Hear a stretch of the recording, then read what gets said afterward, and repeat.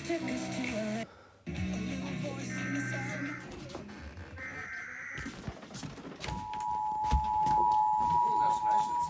that's nice and fresh.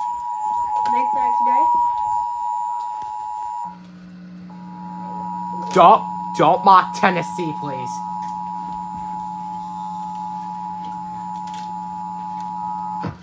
This station is testing the Connecticut Emergency Alert System. Equipment that can quickly warn you during emergencies is being tested. If this had been an Amber Alert or other emergency, official messages would have followed the alert tone. This concludes this test.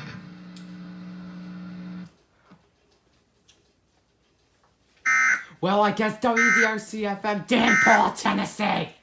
Because that's more to lead to rage. Today.